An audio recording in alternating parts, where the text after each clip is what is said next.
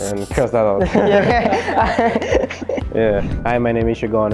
I am a graduate from Howard University, co-founder of Obtronics. I am Keeghan Patrick, co-founder of Obtronics and graduate from MIT.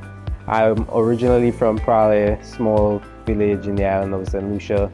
And I'm from a village called Shergaun in Grand Riviere. So when was the first time that you realized that you wanted to be an entrepreneur? The first time that I really decided that I wanted to take my entrepreneurial journey seriously was later towards secondary school, where I started to think about how do I make an impact on people's lives and how do I have an impact on others. I realized that just by working a 9-to-5 that I could only have a limited impact on myself, but I really cared about my community and really wanted to make a difference. So I started thinking about in what ways could I do that? And I realized that by combining my passion for engineering and my passion for giving back to others, that entrepreneurship was the answer. And that's really where my fire for being an entrepreneur comes from. I think for me, I never really realized that I wanted to be an entrepreneur. I think when I was around secondary school age, around 15, I really just tried to follow my passions and the things that I love to do and how could I be helpful. At one point in time, there was something called a Junior Achievement Program, and I ended up starting a small company. We raised some funds from some of our peers, and we had a small events company where we had a dance, we had barbecues, and we raised some money, and then at the end of the day we were able to give our peers or shareholders a return on their investment.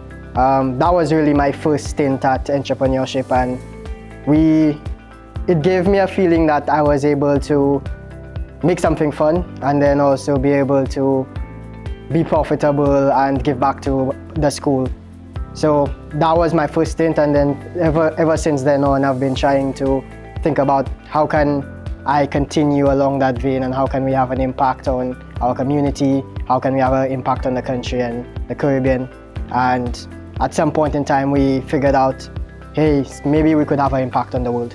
I would have invested in his first venture, the Junior Achievers program, bought $100 worth of stock from that company, and he gave me a decent return, $270 back. So that was pretty good. And during secondary school as well, that's when we started selling goods together. First, we started selling goods to raise money for our prom, and then we realized, that was something that we were good at. Why not do it for ourselves? And that's when we realized, we worked well together. Let's continue doing this. Let's make something happen. And what piece of advice would you give to your 12-year-old self right now? I think for me, the first thing I would say is you were born into a world where the systems were created by people no smarter than you nor I.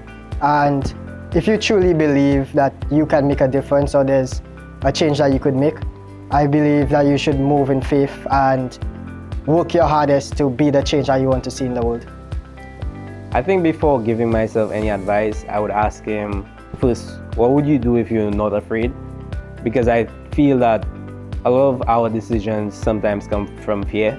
And when you can extrapolate the fear from your decisions, you can really see the bigger picture.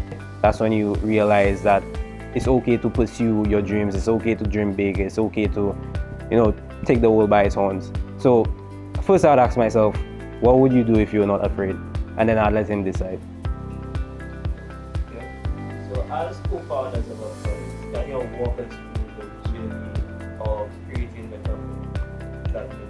The way that Obtronics was started back in 2017, or even further back in 2016, Keeghan and I would have participated in the SPICE program in Barbados. That's where we got our first exposure to robotics, and then we would have come back to St. Lucia that year. In 2017, the government of St. Lucia at that time was rolling out a program across secondary schools on the island where they wanted to integrate Lego Mindstorms into those schools. And at that time, because we had that experience with robotics, the government of St. Lucia selected me to participate in one of the pilot programs for the teachers. And because I was so proficient with the software, they decided at the time to let me run the training programs for the teachers across the islands. And so between 2017 and 2019, I would have trained teachers and students across the island in robotics. And I could see the impact that training teachers, training students in STEM had on not only the students' academic performance, but just their interest in school and their holistic development. When COVID hit, I reached out to Keeghan and I told him, you know, we always had this idea for giving back to youth, continuing the STEM training programs that had started so many years ago, continuing that, ensuring that the youth got the same skills that we ourselves had been passed on, to open those doors for them. So I reached out to Keeghan and I told him, let's try to do something like that. Let's try to give back. And then that's really where Obtronics, the idea for Obtronics was started. Like, let's give back to the students the same skills that we learned. So that summer we had our first Obtronics summer program. We taught the students Python programming as well as an introduction into robotics, where they built a prototype medical courier drone, and that program was a great success. And then we started to think about, how do we make this sustainable? So I think one thing that we thought about on how can we make this sustainable, how can we continue to have an impact, we needed to think bigger than just education. We needed to think, how can we have an impact on different industries throughout our country and throughout the Caribbean? And at the time, we honestly didn't have that much capital. So what we had to offer was services, our knowledge, and how can we help people, whether they want to build a website, whether they want to build a product, because we had some coding skills, we had some engineering skills. So we got a group of us together and we started offering web development services and prototyping services, helping persons with ideas to build products. From there, we were able to get a few government contracts, and we also worked with a few entrepreneurs, and that really got us started. So we now had some capital that we could now branch off into saying, okay, how do we make this education program or thing that we started a service? Who will be our customers, and how do we continue this impact to students? How can we continue to build out websites and software development for either government or entrepreneurs? How can we help those different industries? And then I think over time, we created services and we kind of created different products that we offer to different entities. And that's how we started to become more sustainable. We started to become profitable, and we found a way to continue that impact on what we really wanted to do was make sure that the people were educated in these areas so that we could build out this technology industry that we believe that would be able to further advance our society in the Caribbean. Okay. And why do you work at? I work at Obtronics because I think we have the elements needed to create the next Silicon Forest. I think Obtronics is a place where we dare to dream big, and we don't take no, we don't take hurdles as a block. We only think about, how do we solve the next problem, how do we overcome. We don't stop and say this is impossible, we just say it hasn't been done yet. And that's something that I enjoy doing. I enjoy problem solving, I enjoy working with the team, I enjoy making people's lives better. And at Obtronics, I believe we can have an impact on millions of people. I think for me, why do I work at Obtronics is really about the impact.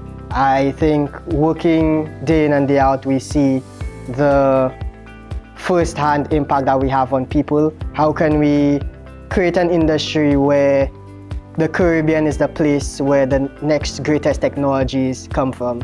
I believe in a future where the Facebooks can be coming from the Caribbean, the Googles can be coming from the Caribbean. How do we prepare for that future? And I think at Obtronics, I just want to be part of that picture that prepares us for that journey. What do you envision for the Caribbean? I envision a future in the Caribbean which is led by a group of leaders, a community of leaders who dares to dream big and who envisions a future where all persons are empowered to think big. I envision a future where the lines between a first world and a third world country become blurred, because we're able to leverage the technologies that exist plus the human capital that we have to blur those lines and improve our economic impacts. I have one question for you. What's next for Obtronics? What's next for Obtronics? I think that's an interesting question. So what's next? We're working towards building a few new softwares.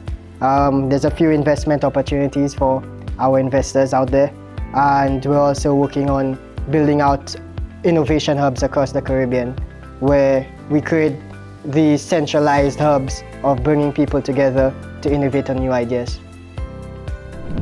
To all those supporters that we have out there, I want to say a big thank you. Without your assistance, your support, Obtronics and where we're at right now would not have been possible. I truly believe that we wouldn't be able to get this far without the people who have supported us, and we would like to thank you for that support, and we look forward to 2024 and many more prosperous years, and hopefully we can build the future that we envision together. Thank you.